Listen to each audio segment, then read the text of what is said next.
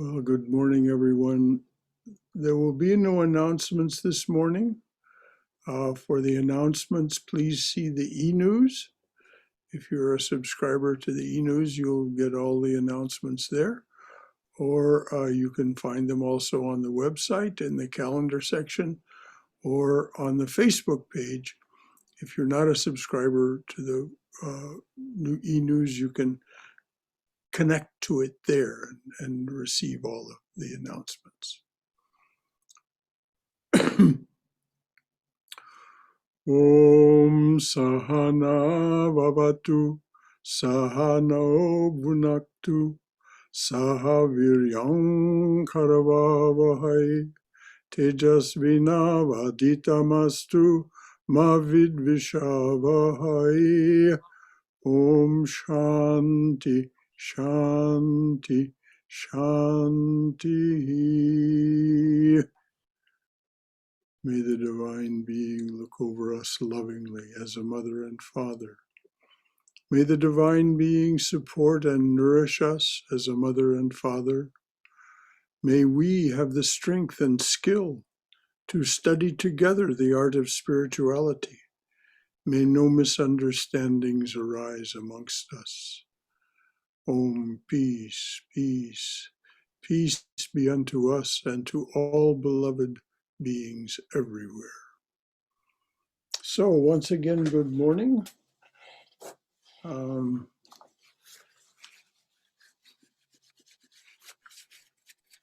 As most of you know, December is a month for the study of Jnana Yoga, Advaita Vedanta. As a Jnana yogi, you practice discrimination, reason, detachment, and satyagraha, insistence on truth. The goal is freedom from limitation, moksha. Our teachers say that all miseries in life are caused by seeing inaccurately. An earnest and persistent jnani may break through this misapprehension, maya, and see only the divine presence everywhere and in everything. We'll see the divine presence everywhere, in everything, and everyone. So I'm going to start with a poem this morning. Does God understand himself? Does God understand himself? Not in the form of creation, for creation simultaneously exists and does not exist. How could that not be in a mind that is infinite? Thus, God holds no one accountable, especially himself, at all. If you had a dream in which someone broke into your house and stole a certain object, would you, upon waking and finding that item still there, call the constable? Not if you were in your right mind. And whenever God wakes in us, our thinking becomes clear. And whenever God wakes in us, our thinking becomes clear. Nothing is missing. And how could he not forgive then what never really happened and or what he caused? That poem is by St. Thomas Aquinas, and it appears in the book Love Poems from God. How could he not forgive then what never really happened and or what he caused? Which is this is the crux of the issue for the jnani. What happens here? What actually happens? And who is responsible? So the topic this morning is earnestness and persistence. I'd like to give a couple of definitions so that we'll know what it is that, at least from here, we think we're talking about. Earnestness is a combination of yearning and sincerity and commitment to your spiritual quest. In Sanskrit, the word for yearning is mumukshutvam. If you have a combination of mumukshutvam, yearning, sincerity, that is to say, there's no posing, there's no hypocrisy. You really are doing what you say you are doing and what you think you are doing. And you have this commitment to your spiritual quest. Then you must also have persistence. Persistence, as defined here, is the willingness to put your spiritual priorities ahead of the many distractions and obstacles the world will present to you. So earnestness is a combination of yearning and sincerity and commitment to your spiritual quest. Persistence is the willingness to put your spiritual priorities ahead of the many distractions and obstacles the world will present to you. Now, before we go ahead, just so we're absolutely clear about those definitions, are there any questions or comments to make about what was just said, about the poem that was read by Thomas Aquinas and by those definitions? Any comments or questions at all?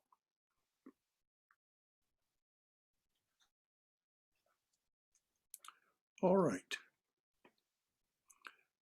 I think we can see that for any spiritual quest, both earnestness and persistence will be required. Here's what Sri Krishna says about the jnani's path. This is from Bhagavad Gita, chapter 12. Arjuna asks, "Some worship you with steadfast love. Others worship God the unmanifest and changeless. What kind of devotee has the greater understanding of yoga?" Sri Krishna, "Those whose minds are fixed on me in steadfast love, worshiping me with absolute faith, I consider them to have the greater understanding of yoga. As for those others, the devotees of God the unmanifest, indefinable and changeless, they worship that which is omnipresent, constant, eternal, beyond thought's compass, never to be moved. They hold all the senses in check. They are tranquil-minded and devoted to the welfare of humanity. They see the Atman in every creature. They also will certainly come to me. But the devotees of the unmanifest have a harder task because the unmanifest is very difficult for embodied souls to realize. The unmanifest is very difficult for embodied souls to realize. And notice that the word is realize, not understand, which is an intellectual, a mental function, but realize. It is said that those who are knowers of Brahman become Brahman. They realize that. It's called realization because the state of that realization, in that state, there is no longer any mind, there is no longer any knower.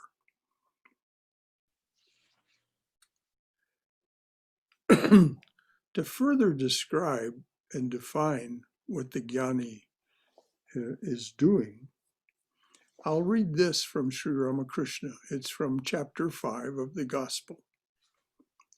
The jnani sticking to the path of knowledge, always reasons about the reality, saying, not this, not this. Brahman is neither this nor that. It is neither the universe nor its living beings. Reasoning in this way, the mind becomes steady.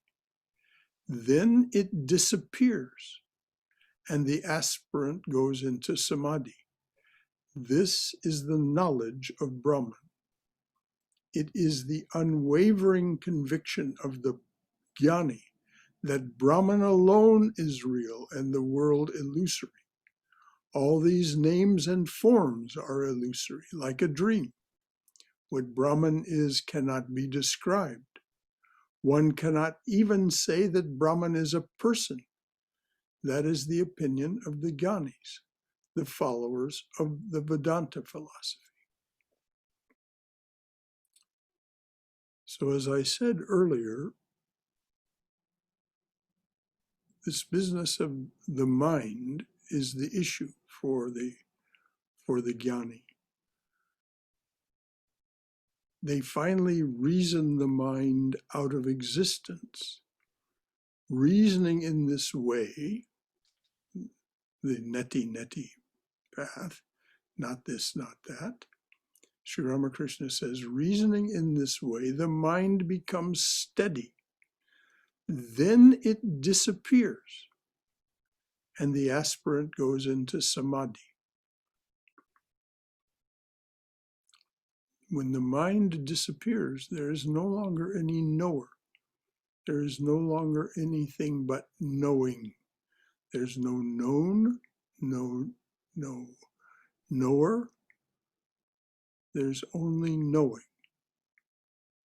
And that's why it said the definition of Brahman as Satchidananda, Brahman does not exist. Brahman is existence itself. Brahman does not know. Brahman is knowledge itself. Brahman does not love or is not blissful. Brahman is bliss or love itself. So what can we take from that, regardless of what path we're on, regardless of which of the yogas is primary in our spiritual practice? We can say that anything that partakes of existence, anything that is knowledge, anything that is love or bliss is therefore Brahman. And that's why it says in the verse that we chant before we take food, he or she who sees Brahman in every action attains to Brahman. So this is the jnani's task. It is the unwavering conviction of the jnani that Brahman alone is real and the world illusory. All these names and forms are illusory, like a dream. What Brahman is cannot be described. One cannot even say that Brahman is a person. This is the opinion of the jnanis, the followers of Vedanta philosophy. If you want to find the chapter in which that's of which that's a part, and Sri Ramakrishna makes a beautiful description of not only the jnana philosophy, but of all the four yogas. It's chapter 5, which begins on page 132 of the Gospel of Sri Ramakrishna. From what we've read, we see Lord Krishna and Sri Ramakrishna recognize that as a jnana yogi, your task is difficult. In the face of that self-evident truth that it's difficult, what can help you stay motivated, determined, and focused on your daily pursuit of wisdom and self-realization? As a jnana yogi, what can help you stay motivated, determined, and focused on your daily pursuit of wisdom and self-realization. This is Swami Vivekananda, and it's from the collection of his talks in Thousand Island Park, published as Inspired Talks. And just a reminder for those of us who may not recall or do not yet know, in June of 1895, in Thousand Island Park, you can still visit the rock on which he was meditating. Swami Vivekananda went into this state of realization of nirvikalpa samadhi. And when he returned from that state, he was full, like an artesian fountain of wisdom and joy and consolation and instruction to the devotees that had gone to Thousand Island Park with him. So this is from his Inspired Talks. The internal universe, the real, I'll start again. The internal universe, the real, is infinitely greater than the external, which is only a shadowy projection of the true one. This world is neither true nor untrue. It is the shadow of truth. Be brave and sincere, then follow any path with devotion. So do you hear earnestness and persistence? Be brave and sincere, then follow any path with devotion, and you must reach the whole.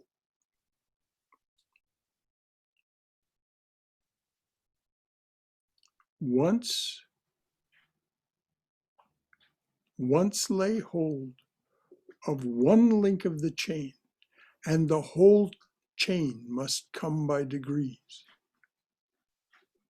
Once lay hold of one link of the chain, and the whole chain must come by degrees. Water the root of the tree, that is, reach the Lord, and the whole tree is watered. Getting the Lord, we get all.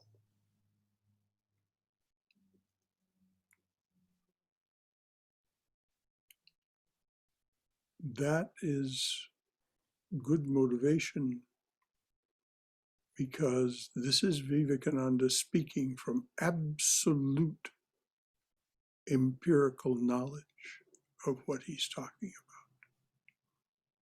about. Lay hold of one link of the chain, and the whole chain must come by degrees.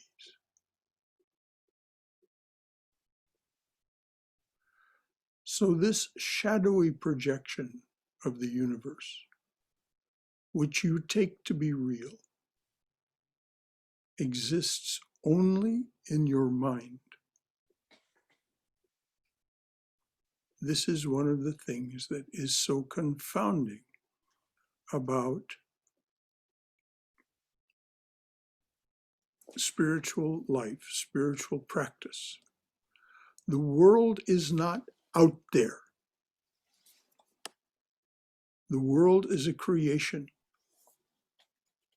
of the third sheath of this action and experience suit. From all of the numberless, and if we study what I'm talking about from the point of view of even science, let alone the Vedic understanding, that our mind is made of numberless impressions that go back eons.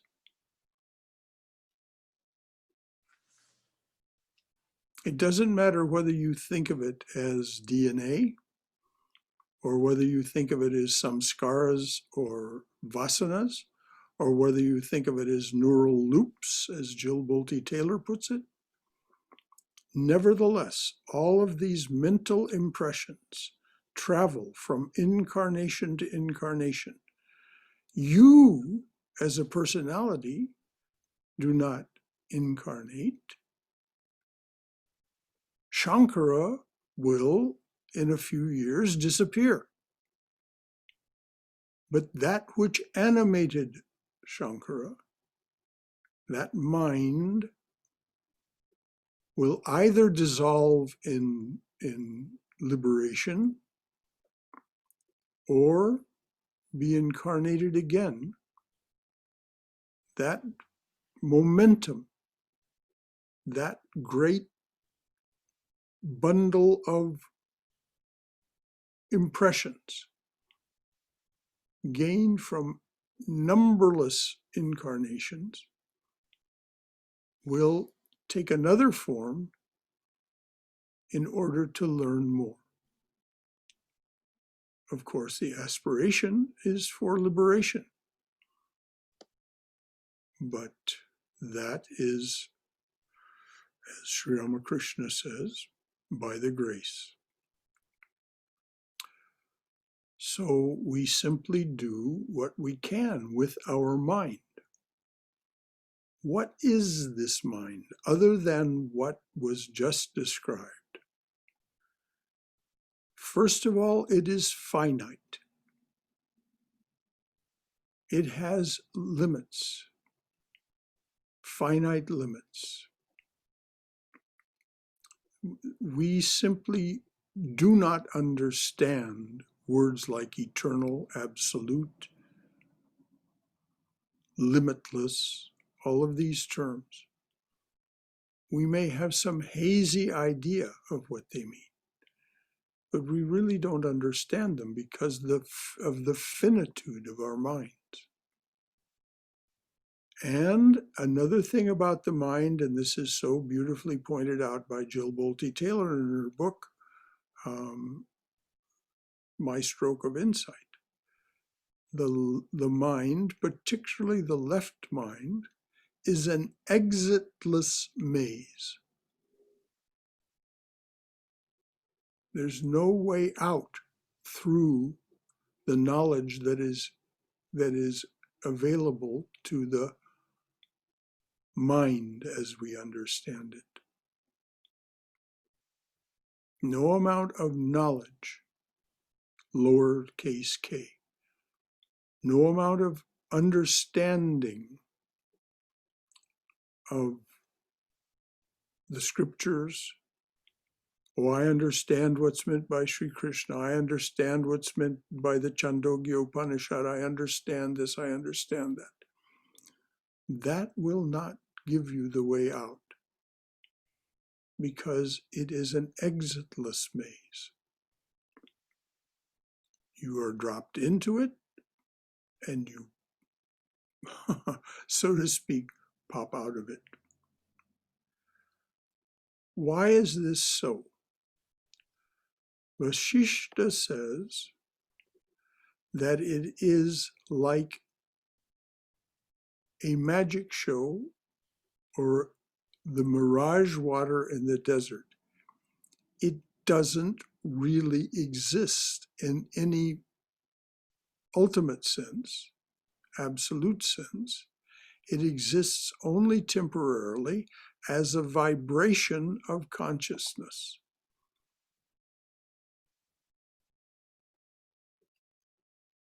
So before I go on to the next step in this talk, are there any questions or comments about what's been said so far? Because yes, Shankara, I have one question. yes, please, Sham. You said the knower of Brahman becomes Brahman. Yes. How is that? Well, Like, for example, I know you, but I don't become Brother Shankara. Or you know me, you don't become Sham. but How does that's lowercase knowledge, Sham.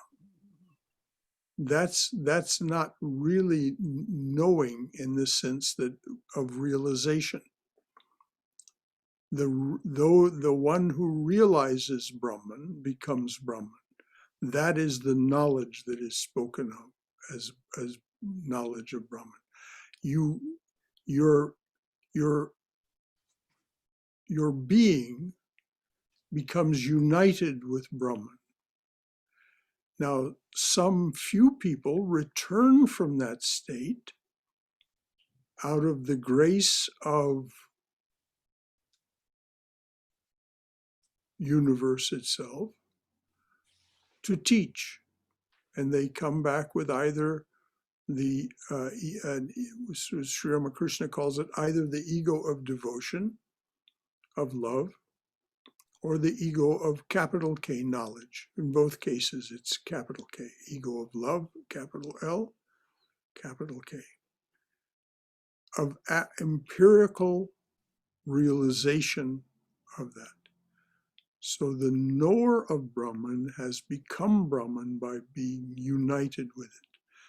Over and over in the Gita, Krishna says, you will be united with me. He's speaking as that limitless self. In that case, Saguna Brahman, Brahman with attributes. Does that make it a bit clearer, Sham? Yes, a little bit clear. Well, it will never be known to our finite mind what is meant by becoming one with Brahman. It's like pointing at the moon. It's not the moon. It's like saying, well, what does a strawberry taste like? We can't describe that. You have to taste the strawberry. So I can't answer your question from the perspective of realization.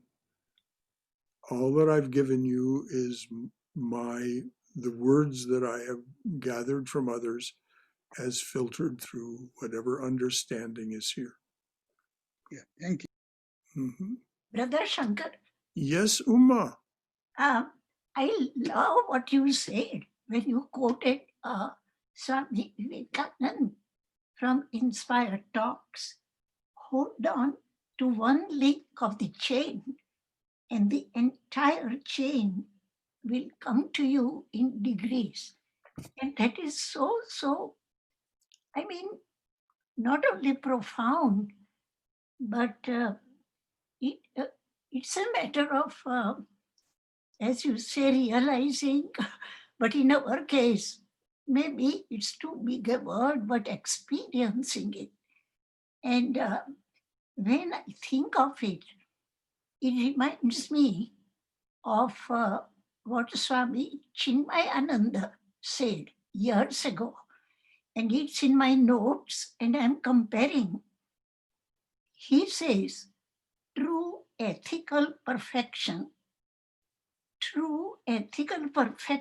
in one is directly proportional to the spiritual evolution attained by the individual.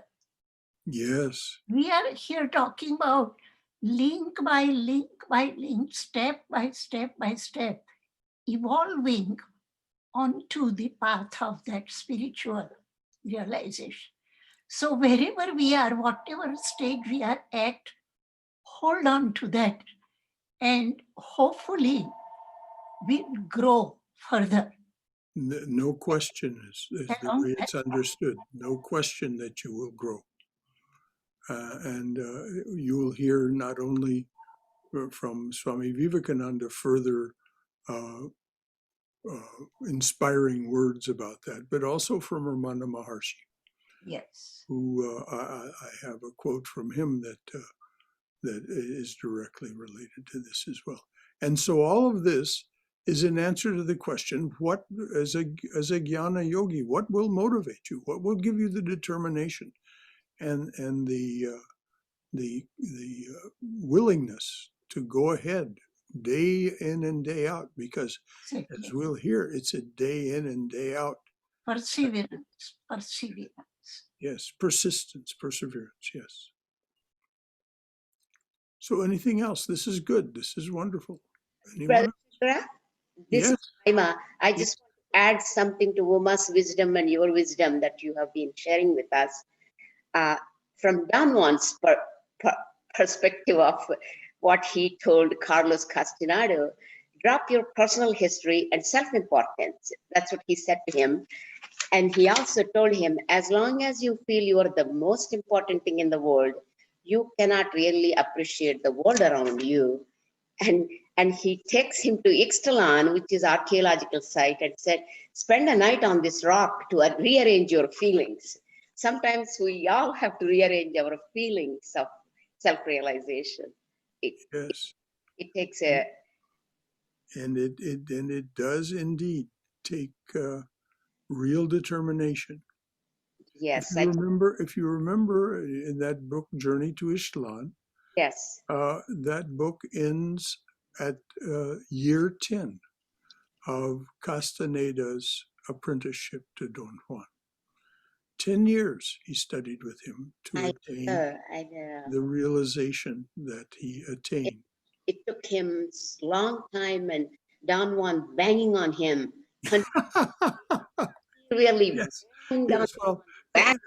as he said to Carlos, he said, "I can't teach your mind. You're too hard-headed. So I have to teach your body."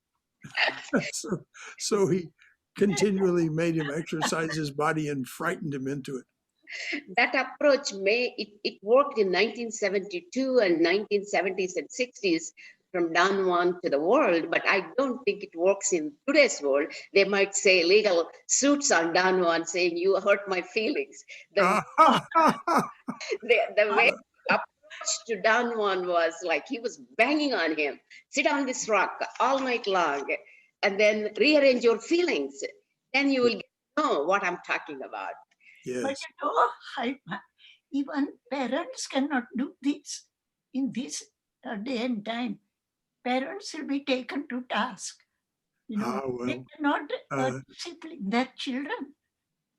We have to remember that Carlos Castaneda agreed to this. It was not imposed on him. It was something that he asked for.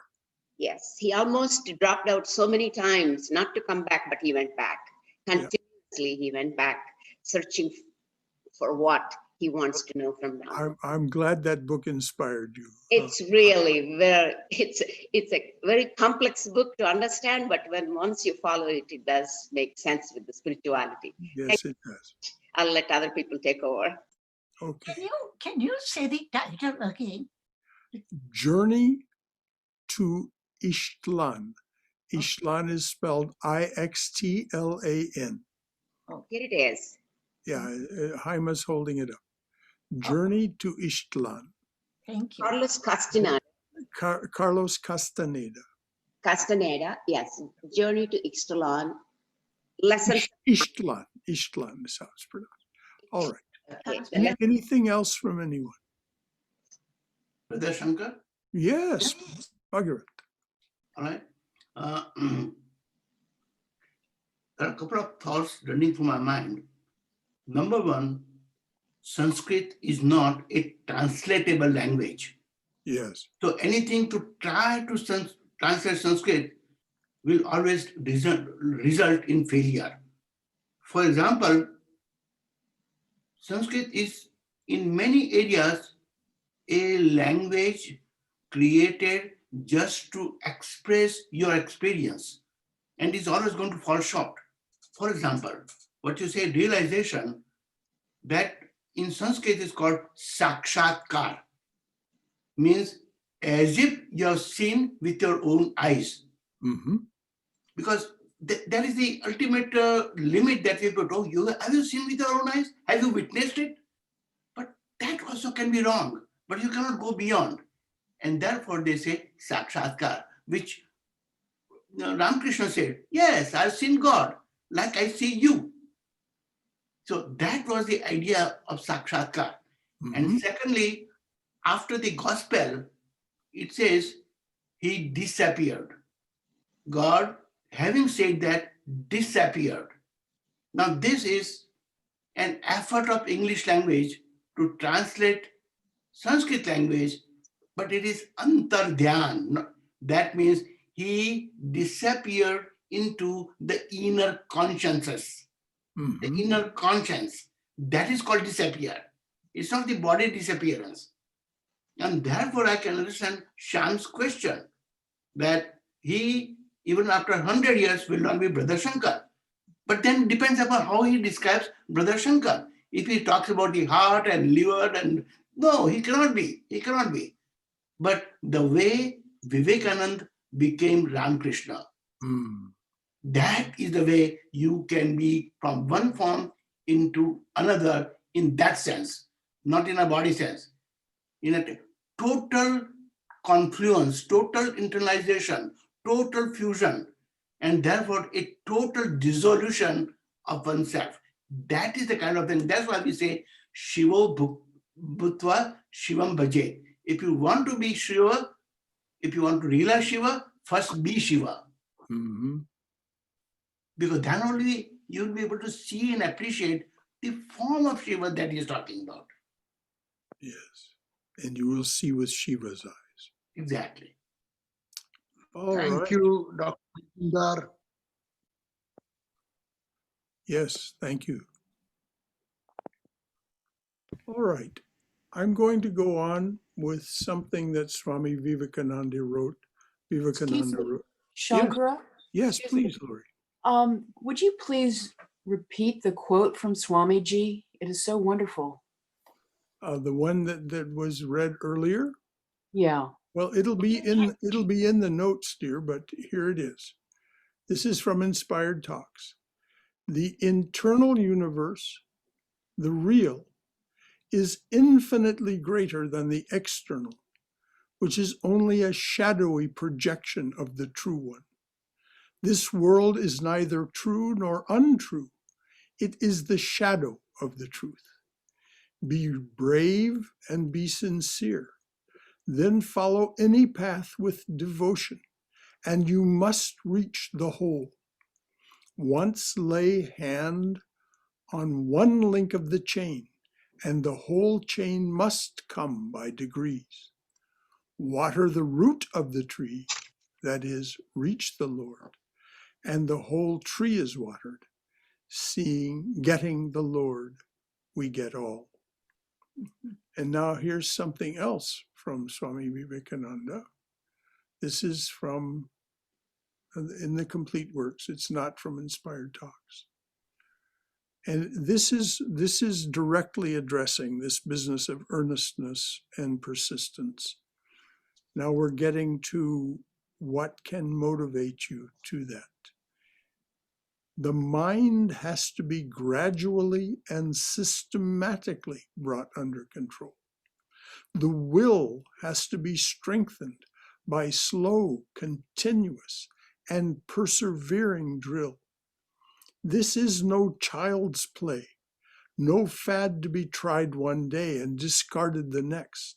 It is a life's work, and the end to be attained is well worth all that it costs us to reach it, being nothing less than the realization of an absolute oneness, the realization of our absolute oneness with the divine. It is a life's work, and the end to be attained is well worth all that it can cost us to reach it, being nothing less than the realization of our absolute oneness with the divine. Surely, with this end in view, and with the knowledge that we can certainly succeed, no price can be too high to pay. No price can be too great to pay. Surely, with this end in view, and with the knowledge that we can certainly succeed, no price can be too great to pay. So this is Vivekananda speaking directly to what can motivate us, give us the determination, the persistence. We have the yearning, otherwise we would not have begun. But then to realize the goal, the mind must be systematically brought under control. The will must be strengthened by slow, continuous, and persevering drill. This is no child's play, no fad to be tried one day and discarded the next. It is a life's work. And that's what is true of us. Can you please put it on the email for everyone? Well, it will be when it'll be up with the talk, or the notes are with the talk. Okay. It's there as a PDF that you can download. All right. All of these notes are there. Thank you. And here is some wonderful reassurance by Ramana Maharshi. Now, I think everyone who knows about Ramana Maharshi can agree that he was a fully realized soul. If you know his story, spontaneous enlightenment at age 16, after 6 weeks, he ran away to Arunachala, the holy hill, and that's where he spent the rest of his life. When he speaks, again, like Vivekananda, like Sri Ramakrishna, we can have great confidence in his words. And this is what he said. Once the current of awareness of the self is set afoot, it becomes everlasting and continuous by intensification. I'm going to repeat that.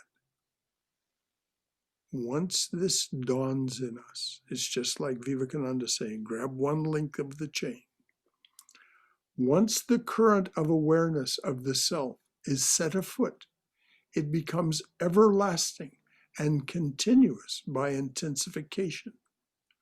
There is no greater mystery than this, that we keep seeking reality, though in fact we are reality.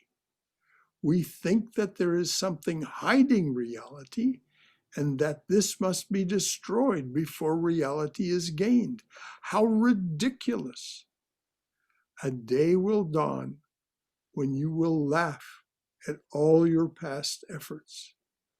That which will be the day you laugh is also here and now. That last is very, very inspiring. We think there's time between now and later. Ramana Maharshi says no.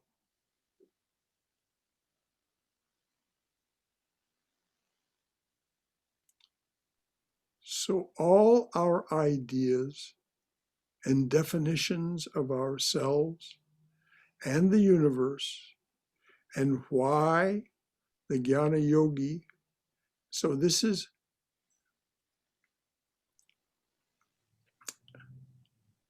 what Ramana Maharshi and Vivekananda just said, is why the Jnana Yogi rejects all our ideas and definitions of ourselves and the universe.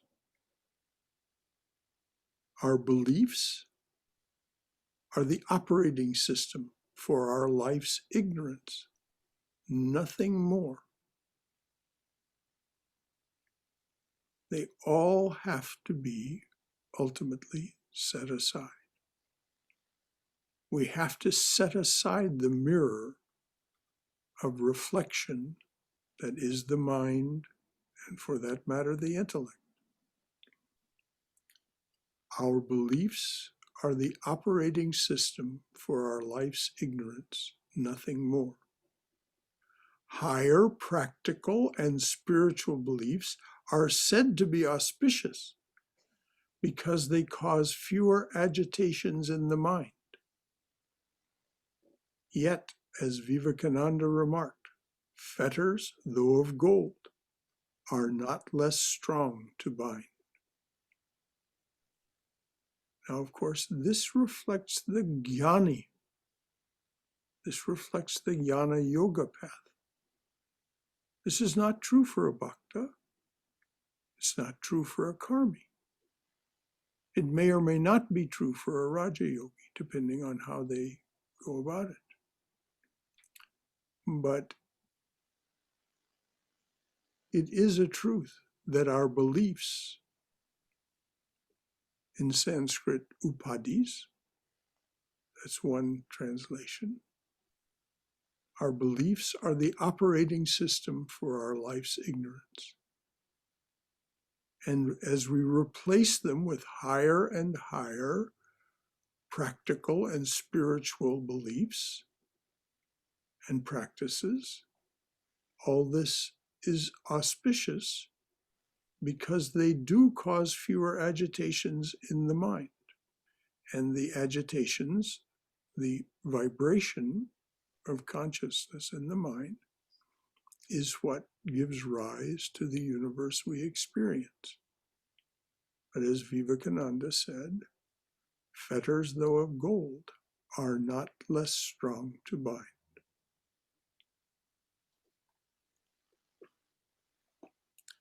So with that, I'm going to go back and read, with all of this in mind. Now, I think there may be a greater appreciation of St. Thomas Aquinas's poem. So I'm going to go back and read it again. It's so beautiful.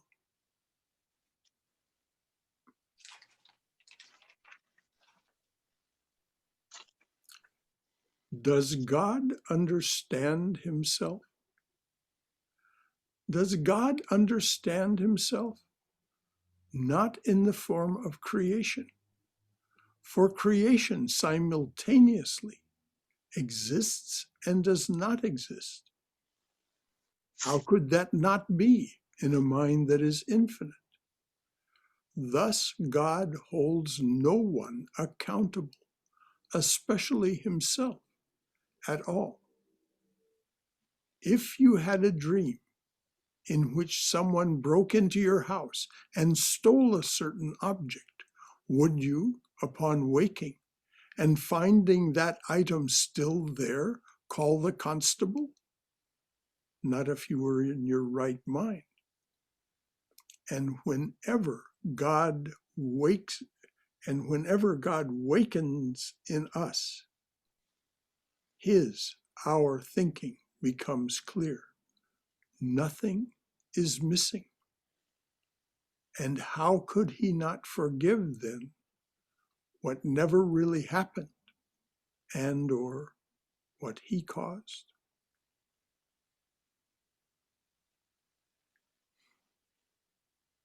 St. Thomas Aquinas. So we have the time at the end, as I always hope is the case, for conversation and your questions and comments. This has been provocative, I know. It's meant to be because the Jnana Yogi's path is a provocative one. It means rejection.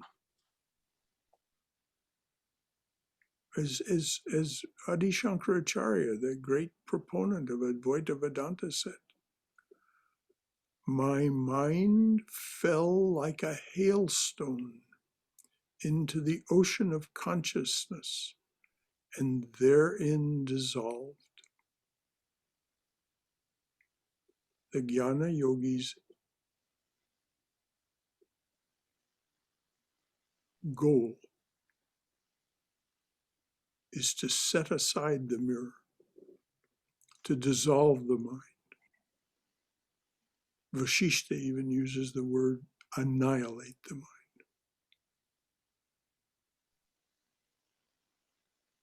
And as Sri Ramakrishna says, it disappears. And the mind disappears and the Jnana Yogi goes into samadhi.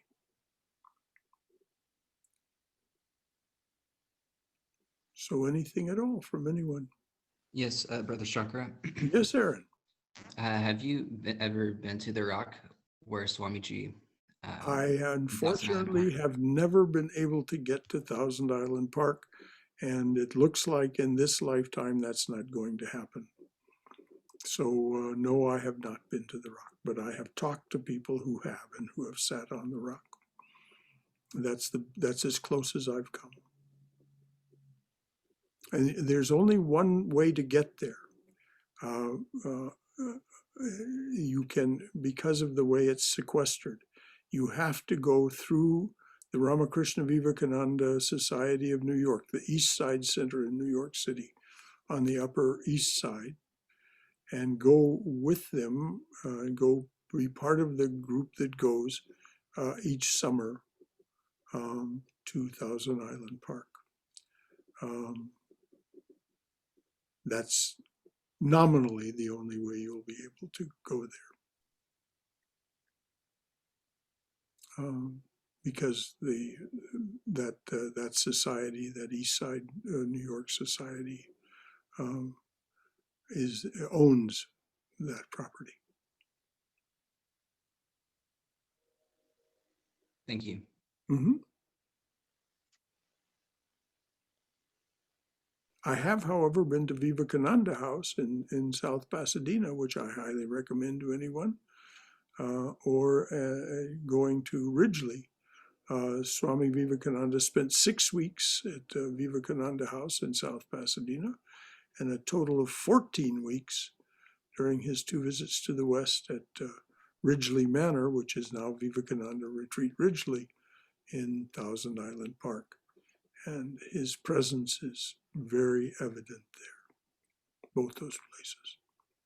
Yeah, I've been to both the places, Swamiji. Yeah, I'm sure you have, Shaman. Would you agree that Swamiji's presence is tangible there? Yes, certainly. Thank you, Shaman. I Anyone was else? thinking of something from the earlier part of the lecture, Mhm. which was about the quote from Swamiji's inspired talks and the world being a shadow of the Mhm. truth. And it made me think of Plato's allegory of the cave. Mhm. And this idea that, so in the allegory, of course, you have the prisoners who are chained to this wall, and they're looking at the wall, and there's a fire behind them, and all of these shadows are dancing on the wall, Mhm. but they don't realize, well, until one prisoner escapes, they don't realize that the shadows are just things that are happening behind them, the reality beyond. And it's exactly what Swamiji says.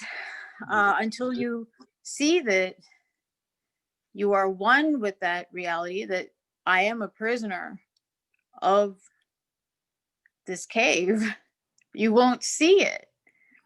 The realization part, because like with the language thing, the verb realization is not a noun. It's to realize is to make real this Mhm. idea that is already real, but to realize Brahman is to say only Brahman is real, Mhm. and that we're not separate from him or her. And we talked about DNA, and it's a perfect example, I think. That question about how can you be me and I can be you? It's okay. So we have different genes and so on, and the genes express themselves in different phenotypes. Mhm. And yet DNA is that universal substance, which is made up of nucleotides. Mhm. And so it's like what Swamiji says, the clay mouse, and that's it. The clay mouse and the clay elephant can never be the same because of form. But on the other hand, they're both made of clay. Yes, And I love that. I do too. And the business about DNA, the more they understand about DNA, the more and more the definition of what it is looks like karma, looks like samskaras and vasanas and neural loops and so on. The quantum biologists, the quantum body researchers will ultimately make a breakthrough, I think. But it's probably 25 to 50 years off. It's actually very interesting, that topic of DNA. I'm reading a book, and it's talking about the field of epigenetics, which talks about the concept that your DNA, it binds you in certain ways, but that through work, or through your own work, honestly, you could change the expression of your genes. That that your genes, certain genes, certain proteins, certain whatever, are being expressed because of your thoughts and your feelings. They've done some scientific research, and so that kind of also shows, throughout this life, along what you're talking about with karma, how work on yourself could make different things possible, even here on this planet, in this time, in this body. Absolutely. Jill Bolte Taylor says 21 days of sustained effort will make a remarkable difference in your brain tissue and in your DNA. If you go to the website #StrokeOfGenius and put in the search window Jill Bolte Taylor, you'll be able to hear what I'm talking about. Yes, indeed. Brother Sean, yes. What's the name of that book that Sarah just mentioned? Sarah, what's the name of the book? The book I'm reading is called, I think it's called, hold on. It's Becoming Supernatural. It's a doctor. He's got, I'm not sure everything he's saying. We all have words and we put things into form, but what he's saying is true. It contains ultimate truth for sure. What's the author's name? The doctor is Dr. Joe Dispenza. He's got a pretty big movement he's got going right now too. It's very interesting to see what he's got going on, actually. Thank you. Thank you, Sarah. Anyone else? Brother Shankara, yes. One thought or observation about the path of Jnana Marga. Krishna says in one of the questions that Arjuna asks, which one is a easier path? The path of the unmanifested or the manifested? And Krishna answers, I think in reference to Jnana Marga, that it is more difficult than the other paths. And in the light of our discussion, why it is so difficult? Because you are trying to penetrate the truth by your mind, which itself has to be overcome in order to go to the depth of the truth.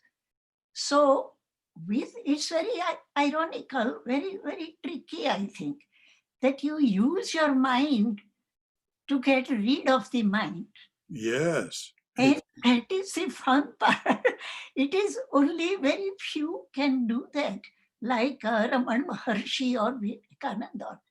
Yes. But that makes me think of another thing, that not only that it's a difficult path, it is also a very radical path.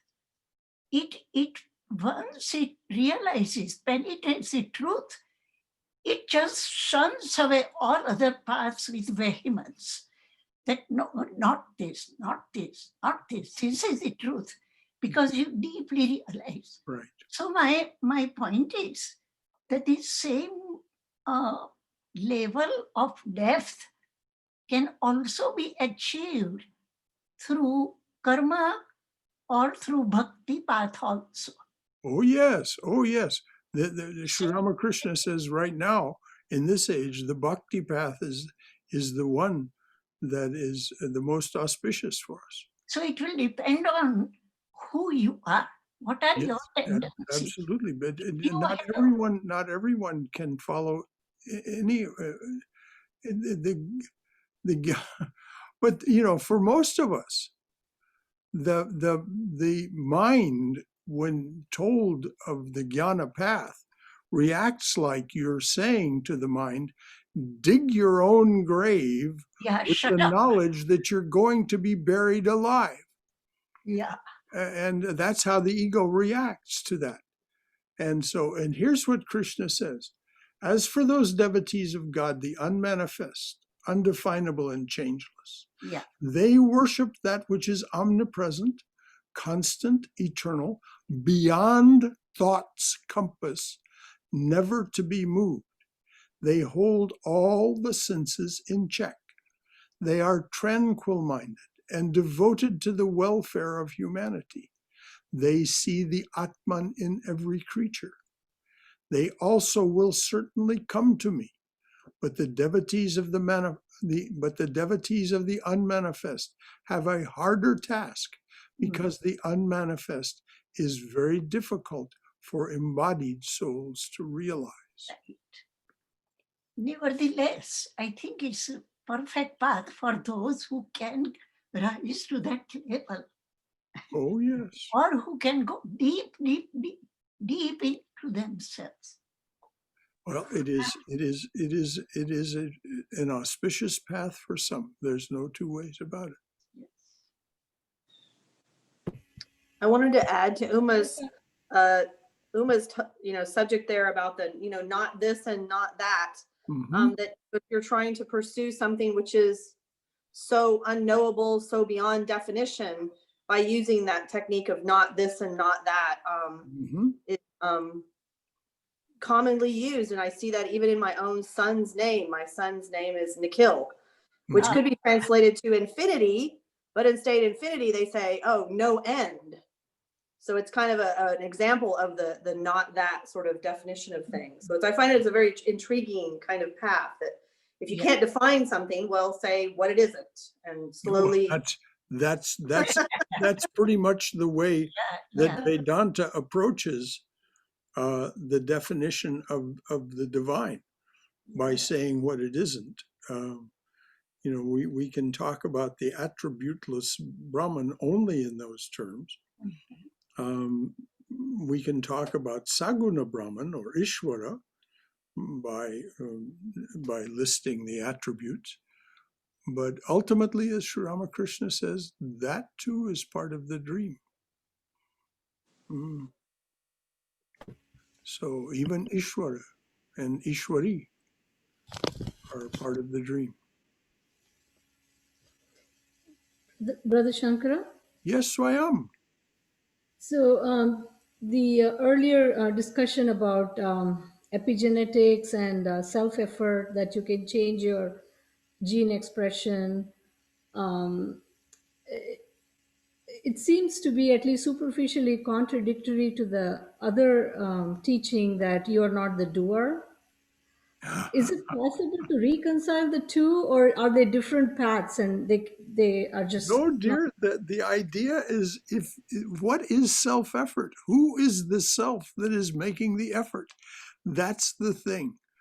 We ultimately have to run that through the sieve and find out that I leave my ego self behind in the sieve. It is only the divine doing everything, including at the auspicious time, making the effort to change the action and experience suit so that it's more capable of receiving and living the truth. So there's no contradiction.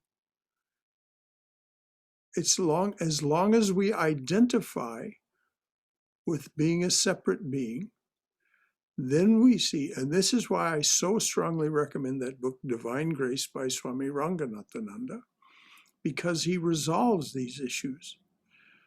In that beautiful lecture that he gave in 1978 in Perth, Australia, he resolves these issues of who's doing what. It seems like us in the beginning, and then when we become successful, he says, Krishna taps us on the shoulder and says, you see, it was me doing it all along. But at that point, you're willing to say, oh, yes, and be grateful, not argumentative about it. So, this is why Sri Ramakrishna says, come into the neighborhood of God. Just bring your awareness into the neighborhood of God, and all of these contradictions and paradoxes and seeming problems resolve themselves. But you're absolutely right, Swayam. And it seems like a contradiction. Who's doing what? Holy Mother just said on Tuesday night, we just heard Holy Mother say, I see that the Master, by that she means Ishvara, Brahman with attributes, Saguna Brahman, is doing everything, everything, without exception. She doesn't make any exceptions. She sees Saguna Brahman in the ant, A-N-T, ant. But you know what's so interesting about Sri Ramakrishna was, the song, the bhajan Om Rim Ritam is about, he conquered the gunas such that, he is an avatar. Yes. So this means something very different for when we think of him,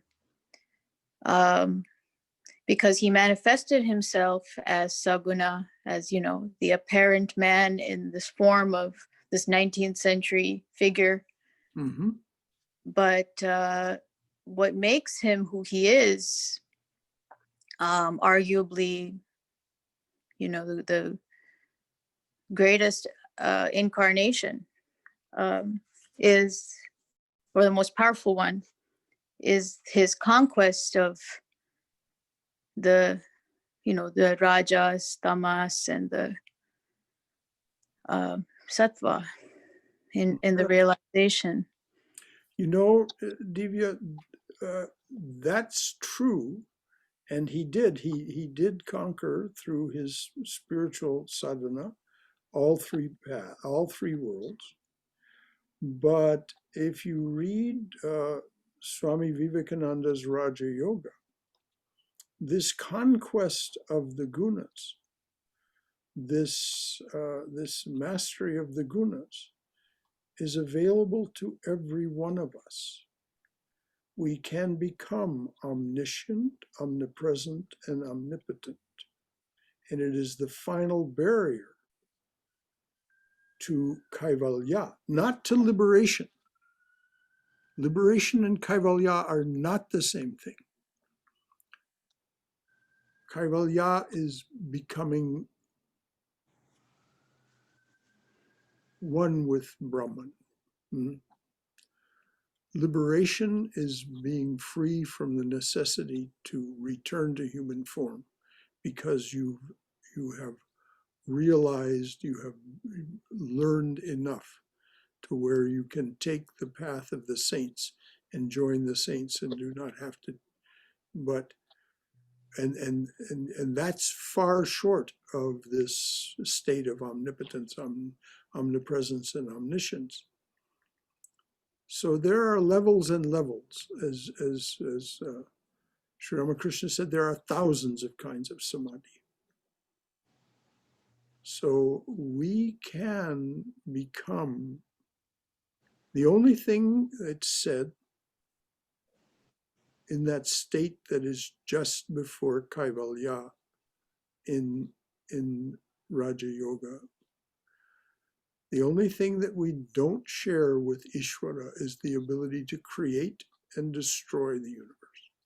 Right. Right.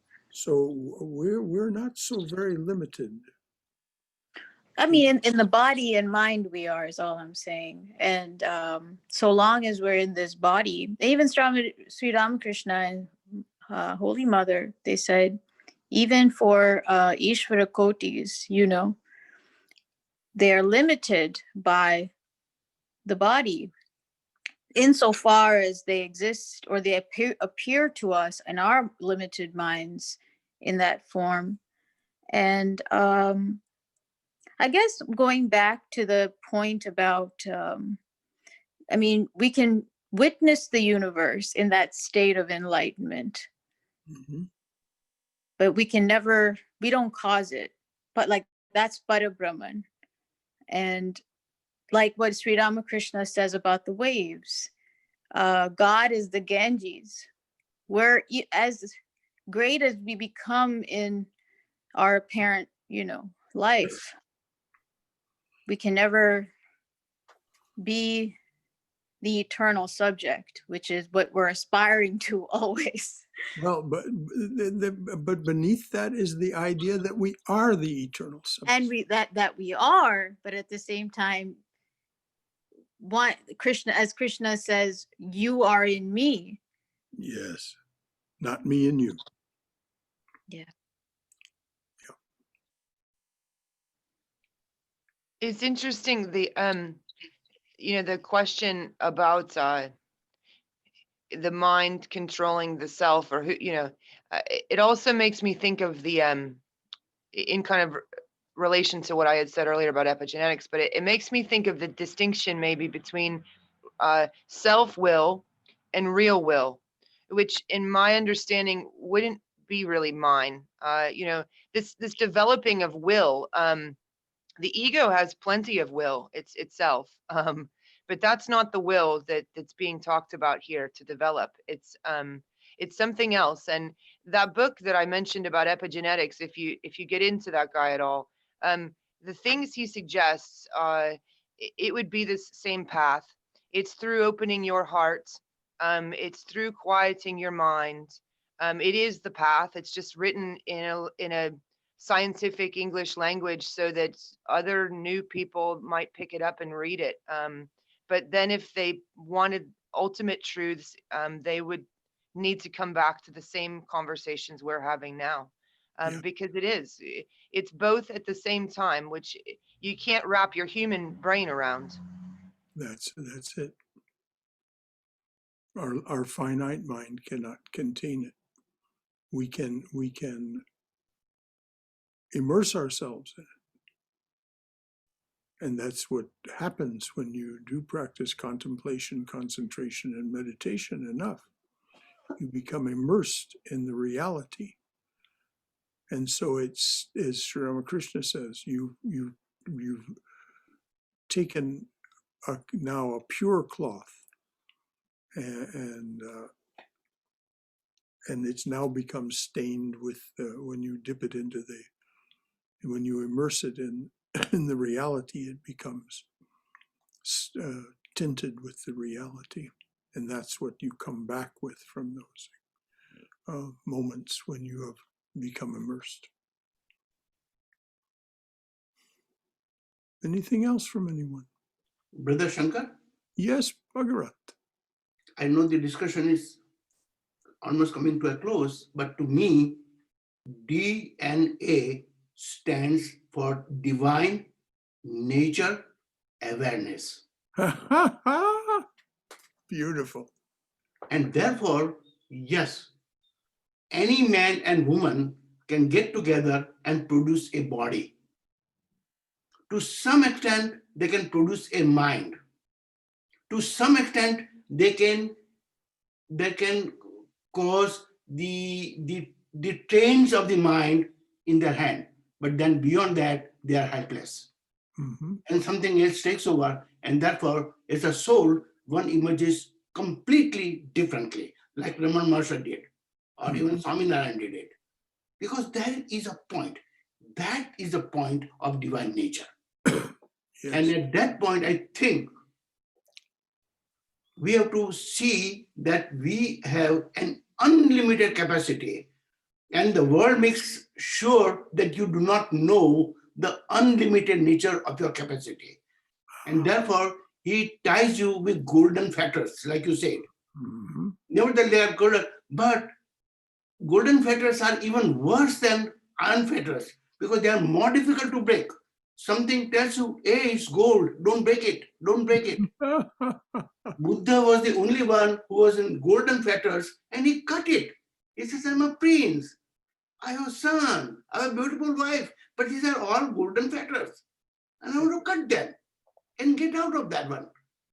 So finally, a beautiful example came to me that when a policeman is taking a man in the orange robe with fetters around him, he says, do you know something? Without my wish, with your fetters on, you cannot go anywhere. You are in my control. So the prisoner laughs and says, do you know something? You cannot go anywhere either. Wherever I go, you have to follow me. This is the kind of game we all are playing with each other, with our mind and with our body. Yes, and it's why these technologies are given to us by the great ones, saying, if you want out, if you're tired of the limitation, here is the way. And few of us pay attention. Here is a screen full and more of people who are willing to pay attention. But that's of how many millions and billions of people? Well, that's fine. That's exactly the way it ought to be, according to Sri Ramakrishna. This is just exactly as it ought to be. So we can celebrate one another. We can celebrate this process. And this month we're studying Jnana Yoga, and it's a tough path. Though we're going to deviate on December 27th, we're going to, because the opportunity is there, right, a couple of days after Christmas, to talk about the transformation of Scrooge. It'll be a beautiful a time to talk about how someone can become Kripa Siddha, perfected by grace in an instant. And then the following month, in January, we'll talk about bhakti, which is a whole other game entirely.